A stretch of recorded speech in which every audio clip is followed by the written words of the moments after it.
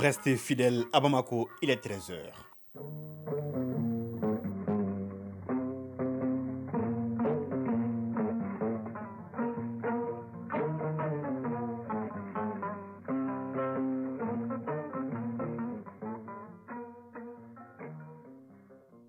Le journal, Mohamed Diarra. Le temps, 27 degrés, ciel ensoleillé dans l'ensemble. Mesdames, Messieurs, bonjour et bienvenue dans cette édition dont voici les titres. Des drones de surveillance et de combat de dernière génération de type TB2 dans les airs. Les équipements ont été présentés hier au ministre de la Défense et des anciens combattants en visite à Mopti. C'est parti depuis hier pour la première édition de Event Expo, un salon de réflexion et de rencontre entre les acteurs de l'événementiel et de la communication. Pour la circonstance, plus de 70 stands ont été aménagés. À suivre la chronique judiciaire dans une quinzaine de minutes, Adama Djimde aborde l'enquête préliminaire qui est une procédure judiciaire. En sport, nous parlerons du basket et de football avec la 8e journée du championnat national de Ligue 1. Voilà pour le sommaire. Tout de suite, les détails. Le Mali se dote des drones de surveillance et des combats de dernière génération du type TB2. Ces équipements qui viennent renforcer le vecteur aérien malien sont présentés au ministre de la Défense et les anciens combattants lors de sa visite de la région de Mopti. Ils ont été acquis grâce au partenariat entre la Turquie et notre pays. Des vols de reconnaissance ont été effectués devant le ministre en charge de la Défense et sa délégation. Le ministre Sadio Kamara qui a profité de l'occasion pour rencontrer la hiérarchie militaire sur la situation sécuritaire dans la région de Mopti. Le réseau des femmes ministres et anciens parlementaires et les membres du CNT réfléchissent sur le contenu de l'avant-projet de constitution. C'est à la faveur d'un atelier de 2 jours dont les travaux s'achèvent ce jeudi. Ils abordent aussi des conventions, protocoles et autres textes relatifs aux droits des femmes. L'atelier est organisé par NDI et vise une analyse de certains textes, conventions, traités et accords ratifiés par le Mali dans le cadre de la protection des droits des femmes pour leur prise en compte dans l'avant-projet de constitution. Le point avec Nouhoum Sissoko. L'avant-projet de constitution et d'autres lois doivent intégrer les conventions, traités et accords internationaux, régionaux et sous-régionaux ratifiés par le Mali. Il s'agit notamment du protocole de Maputo, de la convention de Kampala, du protocole additionnel de la CEDEAO sur la bonne gouvernance et la démocratie. C'est pourquoi NDI Mali, Institut pour la démocratie, a organisé cet atelier à l'intention des femmes, des présidents de commission, des assistants parlementaires du CNT, des membres du REFAMP REGEFPO et des personnes ressources. Dr Badje Hima, directeur pays NDI Mali. À l'issue de cette session, l'espoir, c'est l'appropriation par les législatrices que vous êtes de l'ensemble de ces conventions et que vous jouez pleinement votre partition et votre contribution dans ce dialogue fonctionnel. Maïga Sinadamba, vice-présidente du REFAMP. Analyser certains textes, traités et conventions ratifiés par le Mali dans le cadre de la protection des droits des femmes ainsi que l'avant-projet de la nouvelle constitution du Mali. Cet atelier vise une harmonisation des points de vue des femmes membres du CNT avec les propositions formulées par le REFAMP REGEFPO sur l'avant-projet de constitution et leur permettre une appropriation des textes, accords et conventions ratifiés par le Mali pour leur prise en compte lors de l'adoption des différentes lois. Djara Rakitala, 5e vice-présidente du CNT. Cet atelier contribuera à doter les femmes du CNT, organe législatif de la transition, d'instruments juridiques leur permettant d'analyser, d'apprécier, de contribuer à cette importante réforme. Au sortir de cet atelier de 2 jours, les femmes du CNT seront mieux outillées de stratégies de plaidoyer pour défendre les propositions issues des échanges. Lancement hier de la première édition de Event Expo et c'est un salon de réflexion et de rencontre entre les acteurs de l'événementiel et de la communication. L'initiative de L-Event vise la promotion de l'événementiel au Mali. Pour la circonstance, plus de 70 stands ont été aménagés. Les avancées en matière de communication événementielle font partie des thématiques qui seront débattues au cours de ces 3 jours de rencontre. La cérémonie du lancement a été présidée par le ministre de la Communication, de l'économie numérique et de la modernisation de l'administration en présence de 2 de ses collègues. Le point avec Mohamed Kayantao. Lorsque des professionnels de l'événementiel se rencontrent, c'est pour parler aussi communication, justement une communication pour la promotion du métier de l'événementiel. C'est à cet exercice que s'attelle L-Event qui a réuni les spécialistes du secteur à travers cette première édition de Event Expo ou encore Salon des métiers de la communication événementielle. Ainsi, 3 jours seront mis à profit pour débattre de plusieurs thématiques sur les avancées de la communication événementielle et les réformes possibles au Mali. Plus de 70 stands sont aménagés pour la circonstance. Diahara Diané, chargé de communication du Fonds de garantie pour le secteur privé, exposante. Parler des activités du Fonds de garantie pour le secteur privé, notamment en fait notre cœur de métier qui est la garantie de financement pour les entreprises, mais aussi nous délivrons des cautions et c'est important pour les entreprises de le savoir. Niamouine Touré, présidente de la commission d'organisation de Event Expo. Les attentes sont donc nombreuses.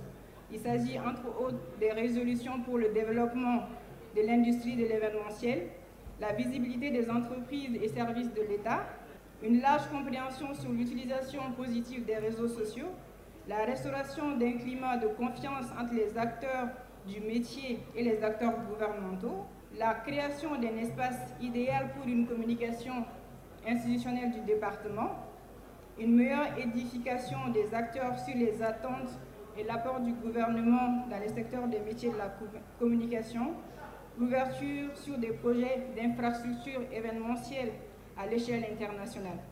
Accompagné par le ministre délégué chargé de l'action humanitaire et celui de la culture, le premier responsable du département en charge de la communication rappelle la nécessité de soutenir le secteur de l'événementiel, un secteur qui souffre au plan socio-économique et culturel. Aruna Mamadou Touré, ministre de la communication, de l'économie numérique et de la modernisation de l'administration.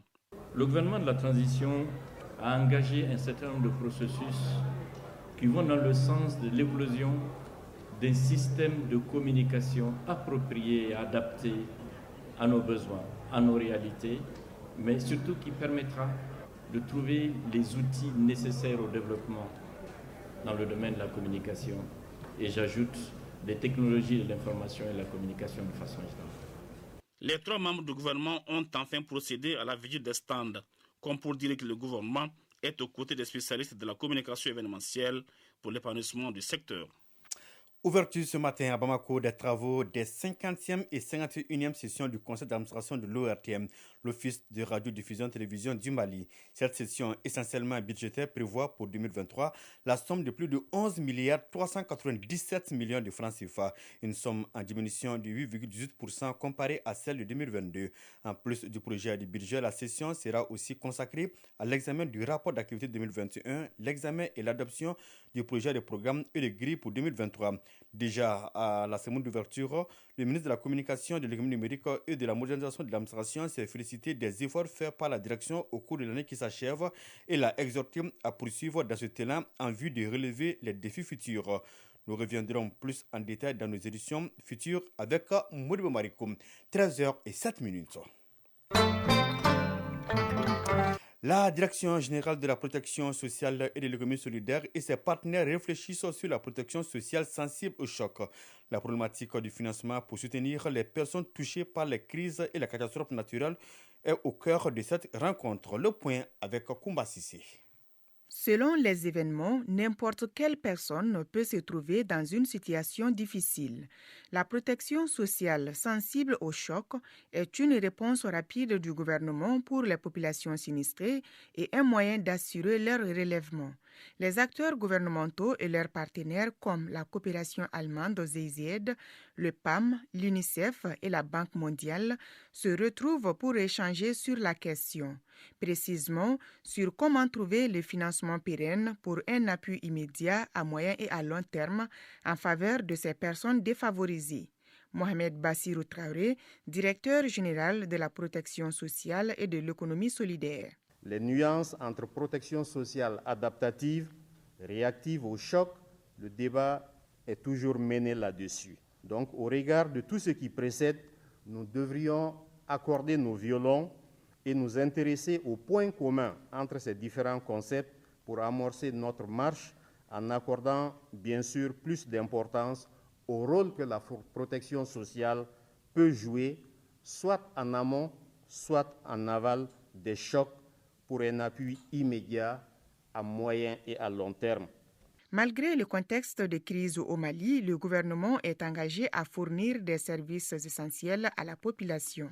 Mohamed Bassirou Traoré, directeur général de la protection sociale et de l'économie solidaire.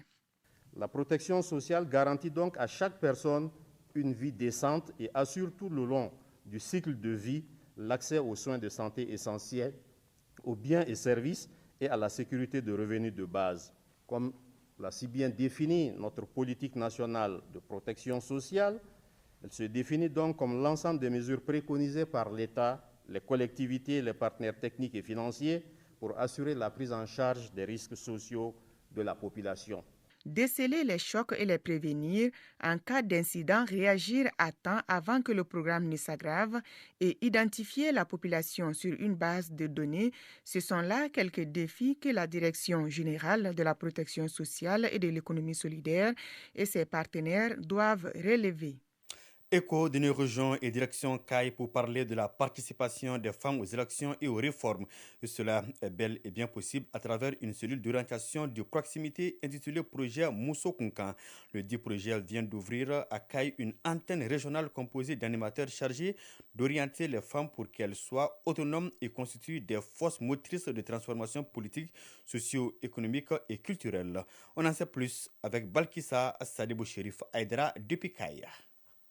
Fruit de la collaboration entre le gouvernement du Mali, le PNUD, la MINUSMA et ONU Femmes à travers son projet d'appui aux réformes et aux élections au Mali PAREM, le projet Mousso Kunkan est mis en œuvre par l'Association du développement des femmes pour un Mali inclusif ADEFIM et la plateforme Droits économiques, sociaux et culturels du Mali. Dramé Mariam Kamara, représentante de la plateforme Droits économiques, sociaux et culturels du Mali à CAI. Nous voudrions remercier très sincèrement les premiers responsables de l'administration et les points focaux des PAREM au niveau du ministère de l'administration territoriale, ainsi que le ministère de la promotion de la femme, de l'enfant et de la famille qui ont bien voulu nous accorder des audiences, de présenter le projet et de solliciter leurs accompagnements institutionnels. Nos sincères reconnaissances et remerciements vont également au PNUD et aux partenaires qui nous ont fait confiance à travers le PAREM. L'antenne régionale de CAI aura pour rôle l'orientation des femmes de CAI en vue de faciliter leur pleine participation aux élections et aux réformes. Sidibé Morimousso Tunkara, chargé du projet Mousso Kunkan. La finalité, c'est d'améliorer la participation politique des femmes dans toutes les instances nominatives et électives du Mali. J'invite toutes les femmes à venir s'imprégner, à venir s'informer, de se former. Adama Moussa Sidibé, deuxième adjoint au préfet de CAI, représentant le gouverneur de la région de CAI. Je voudrais exprimer aux deux organisations l'engagement qu'elles trouveront auprès du gouverneur et de ses collaborateurs tout l'appui nécessaire pour l'atteinte des résultats attendus de ce projet dans la région de CAI. La cérémonie de lancement du projet Mousso Kunkan fut très riche en partage d'expériences avec des témoignages de femmes leaders politiques et des organisations communautaires de base. Pour mener à bien leurs activités, les 3 agents de l'antenne régionale du projet ont reçu des motos, téléphones portables et ordinateurs. CAI, Balkissa Sadibou Chérif Aïdara, Sidi Haïdara pour l'ORTM. Le tour de l'actualité internationale en Guinée au procès du 28 septembre, la parole était aux parties civiles hier, beaucoup moins expansive que les jours précédents. Moussa Dadis Camara, l'ancien président de la transition, a refusé de répondre à certaines questions des avocats. En tant que chef de l'État à l'époque, il est, selon les parties civiles, l'un des principaux responsables de la répression du meeting de l'opposition qui a fait plus de 150 morts. L'audience qui s'est terminée peu après 17 heures a été renvoyée au 9 janvier 2023. En Côte d'Ivoire, la prison à perpétuité a été requise hier contre 4 accusés de l'attentat terroriste de Grand Bassam qui avait fait 22 morts, 19 civils et 3 militaires en mars 2016. En tout, 18 personnes sont poursuivies pour attentat, tentative d'attentat et acte de terrorisme. Depuis le début du procès, seules 4 personnes, Antao Ag Mohamed Sissi, Siri Mohamed Kunta, Mohamed Sissi et Hassan Bari sont physiquement présentes. Ils sont soupçonnés d'avoir été des complices de cette attaque en aidant les cerveaux de l'opération dans le repérage. L'attentat, on s'en souvient, avait été revendiqué par ACMI. En Gambie, les autorités ont annoncé avoir déjoué une tentative de coup d'État militaire. Les forces armées gambiennes disent avoir d'ores et déjà arrêté 4 soldats et 3 autres complices seraient recherchés. Ils sont accusés de vouloir renverser le président Adama Barrow. Dans un communiqué publié sur les réseaux sociaux, le porte-parole du gouvernement invite ses concitoyens à vaquer normalement à leurs occupations. Il n'y a pas de raison de paniquer, poursuit-il. La situation est totalement sous contrôle. Le président ukrainien Volodymyr Zelensky a été reçu hier à la Maison-Blanche par le président américain Joe Biden. À son arrivée, il a offert une médaille au président américain comme cadeau. À l'issue d'un entretien bilatéral, les deux chefs d'État ont tenu une conférence de presse commune. Volodymyr Zelensky s'est ensuite adressé au Congrès américain. Il s'agit de son premier déplacement international depuis le début de la guerre avec la Russie. 13h15.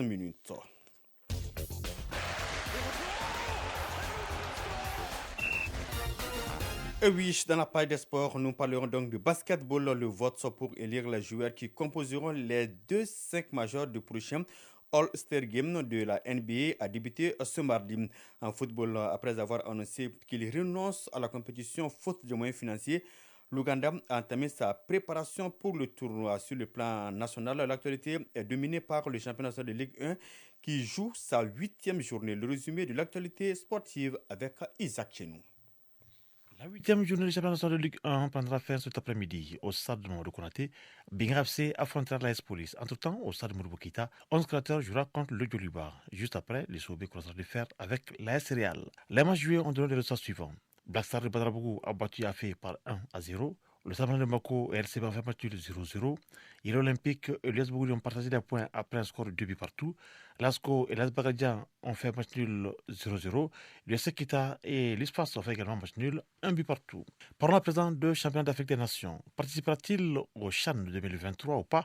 L'Ouganda entretient le flou. Après avoir annoncé qu'il renonce à la compétition faute de moyens financiers, le pays a entamé sa préparation pour le tournoi. En effet, le sélectionneur de GRU a rendu public une liste élargie des joueurs qui prendront part à la compétition, prévue du 13 janvier au 4 février prochain en Algérie. Une sortie étonnante quand on sait qu'il y a quelques jours, le président de l'instance dirigeante du football ougandais faisait comprendre que son pays a renoncé au CHAN 2023. Et puis l'arbitre international zambien Gianni Sikawi a définitivement rangé son sifflet. La nouvelle a été révélée hier par les médias locaux alors que la Fédération zambienne de football devrait prochainement officialiser l'information. Sifflet international depuis 2001, âgé de 43 ans, il est devenu tristement célèbre lors de la CAN 2021 au Cameroun en mettant fin à 2 reprises le match de Tunisie-Mali avant le temps réglementaire. Dans sa riche carrière, Gianni Sikawi a arbitré plusieurs matchs de CAN et de compétition CAF. Il a sifflé la finale de la Coupe du monde des clubs de la FIFA 2016 au Japon et la finale de la CAN 2017 au Gabon. Il a également officié lors de la Coupe du monde 2018 en Russie et celle de 2022 au Qatar. On termine par le basketball pour dire que le vote pour le All-Star Game de la NBA 2023 est ouvert. Le vote pour élire les joueurs qui composent les 5 majors du prochain All-Star Game de la NBA a débuté ce mardi. Le prochain All-Star Game de la NBA aura lieu le 19 février 2023 à Salt Lake City. Il y aura donc 2 manières de voter, soit en passant par le site internet de la NBA, soit en utilisant l'application de la Ligue nord-américaine. Le vote restera ouvert jusqu'au 21 janvier 2023. Les joueurs et les journalistes voteront également pour désigner les titulaires de chaque équipe au All-Star Game. Eh bien, les joueurs remplaçants seront, eux, choisis par les entraîneurs. Chronique judiciaire. Oui, l'aboutissement d'une procédure judiciaire dépend a priori de la manière dont l'enquête préliminaire a été conduite. C'est dire que cette enquête constitue un élément essentiel pour la manifestation de la vérité. Dans bien des cas, elle est menée par les unités de la gendarmerie ou celles de la police. Chronique judiciaire, une réalisation de Adama Djimde. Pour mener à bien une procédure judiciaire, les acteurs de la justice font recours généralement à l'enquête judiciaire. C'est une recherche méthodique de preuves matérielles qui se fait en justice par audition de témoins.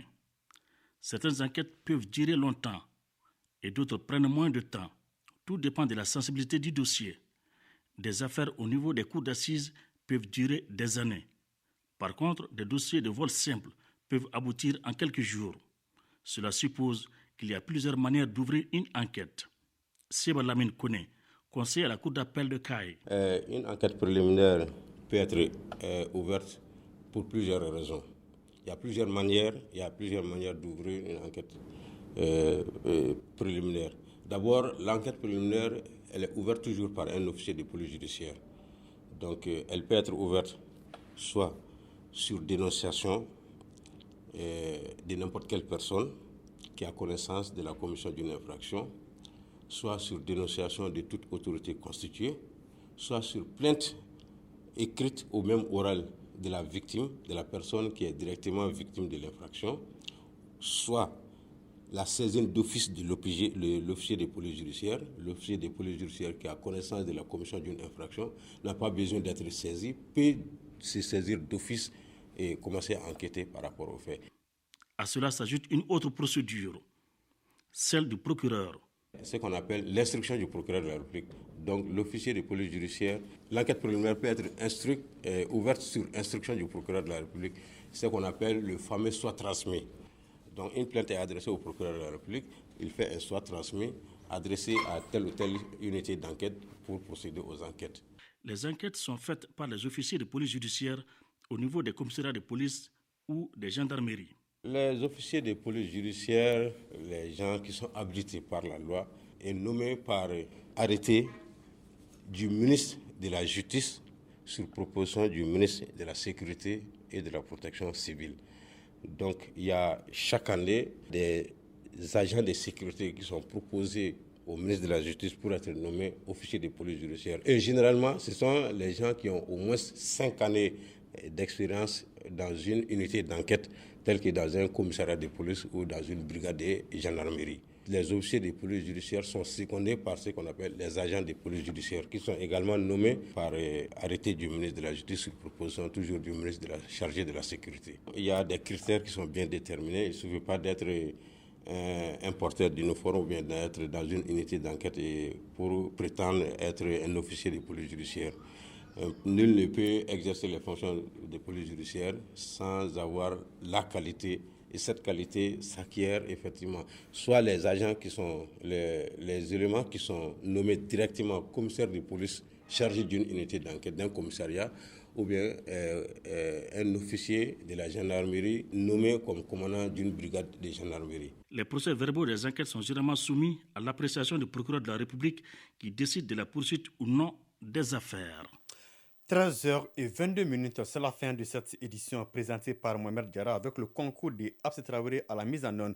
Coordination éditoriale, Ousmane Daou. La mise en ligne est assurée par Abdel Aziz Koulibaly. Tout à l'heure, vous pourrez suivre les avis divers avec Kani Keita. Passez d'excellents moments en compagnie des programmes de l'ORTM. Au revoir.